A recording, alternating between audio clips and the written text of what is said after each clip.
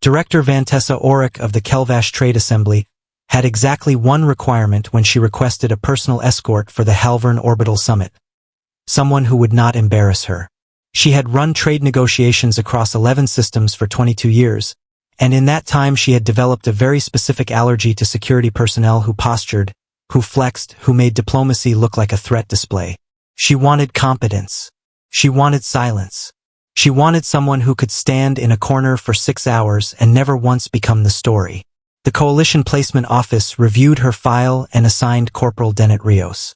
What the placement file did not include, due to what the later inquiry would call a processing oversight, was the species origin flag that should have appeared on line 4 of his transfer record. Earth. Classification. Tier 1 Hostile Biosphere. Rios met her at the docking ring at 0600. Average height, unremarkable build, the kind of face that didn't ask to be remembered. He listened to her 3-minute briefing without interrupting, confirmed the summit's floor plan from memory after seeing it once, and then said nothing else for the next 4 hours. Vantessa found him satisfactory. More than satisfactory. He was, she noted privately, the first bodyguard in a decade who hadn't made her feel like she was being guarded. The Halvern Orbital Station hosted the summit's third round of tariff negotiations, a delicate affair involving 9 delegations, 2 collapsing trade blocks, and a mineral rights dispute that had already ended one diplomatic career that year.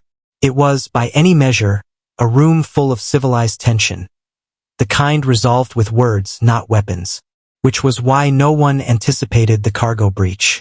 The station's lower deck housed a live specimen transfer, a Grethic Ravager, an apex predator native to a world so hostile that its own atmosphere was classified as a weapon. It was being relocated for a xenobiology exchange program between 2 of the attending governments, sealed in a containment unit rated for exactly this kind of transit. The rating turned out to be theoretical.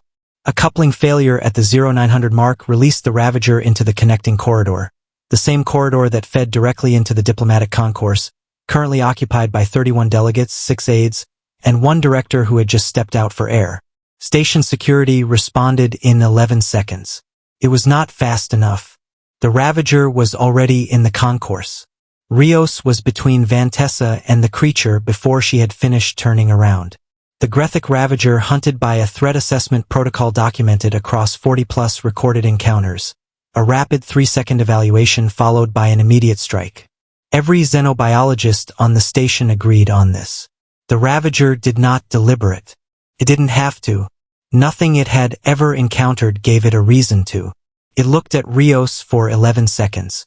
The station's chief xenobiologist, watching from the observation platform, would later write in her report that she had never seen a Ravager hesitate. Not once. Not in any recorded engagement. She used the word, confused. She was told to revise the report to something more clinical. She changed it to prolonged, atypical evaluation phase. Rios didn't retreat. He didn't raise his voice or reach for a weapon he technically wasn't authorized to carry in a diplomatic zone. He simply stood there with the specific, unhurried attention of a man reading a weather report he'd seen 100 times before. The Ravager made a low sound, not aggression, something closer to recalibration, and then, because predators from Tier 1 worlds do not back down from anything, it charged. The fight lasted 28 seconds.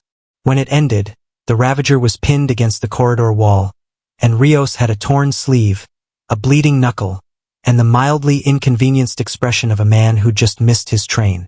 Security arrived 4 seconds later to find the emergency already over. The chief of station security looked at him and asked one question. Origin. Earth, Rios said, flexing his hand. The security chief exhaled slowly, the way people do when a suspicion has just been confirmed rather than created, and began coordinating the specimen recovery. Vantessa crossed the corridor, stepped over a piece of shattered containment casing, and studied her bodyguard with the expression of someone recalculating a number she'd been very confident about an hour earlier. You didn't think to mention this, she said. You asked for someone who wouldn't embarrass you, Rios said. I didn't. That thing hesitated. For 11 seconds. We don't read like prey to most things anymore. He shrugged, testing his shoulder. Took a while to earn that. She looked past him at the corridor. The scorch marks, the dented wall paneling, the very calm expression on a man who had just fought off an apex predator with his bare hands and considered the conversation more interesting than the fight. "The negotiations resume in 40 minutes, she said finally. "I need you presentable." He glanced at his sleeve. "Give me 10. He was back in 6.